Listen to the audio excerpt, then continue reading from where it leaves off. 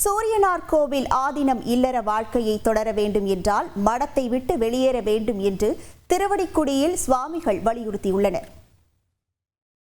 சூரியனார் கோவில் ஆதீனகரத்தை பொறுத்தவரைக்கும் நம்முடைய வணக்கத்துக்குரியவர்கள் மாற்றுக்கிறதில்லை. ஆனால் அவர்கள் இந்த திருமண விஷயத்தில் மீண்டும் மீண்டும் ஒரே விஷயத்தை சொல்லிட்டு இருக்கிறாங்க. இதுக்கு முன்னாடி இருந்த ஆதீனம் திருமணம் செய்தார், அதனாலே நானும் செய்து கொண்டேன் என்று. இது அவர்களுக்கும் தெரியும். இது என்னன்னா, ஆதீனங்களில் 2 பிரிவு இருக்குது. துறவர ஆதீனம், இல்லற ஆதீனம். பிரம்மச்சரியத்திலிருந்து கிரகஸ்தமாகிய திருமணம் செய்து கொண்டு அந்த வாழ்க்கையை விட்டுட்டு போதும் என்கின்ற ஒரு நிறைவடைந்து சன்னியாசத்தை ஏற்றுக்கொள்வது. இதுதான் இதுக்கு முன்னாடி திருமணம் செய்து கொண்டார் என்பதற்கு பொருந்துமே தவிர, காவி அணிந்து கொண்டு பீடாதிபதியாக இருந்து கொண்டு ஒரு துறவர நிலையில் இருந்து கொண்டு திருமணம் செய்வது என்பது ஏற்றுக்கொள்ளவே முடியாத ஒரு வாதம். அவர்கள் அதை தெரிஞ்சு சொல்கிறாங்களா தெரியாமல் சொல்கிறாங்க தெரியல.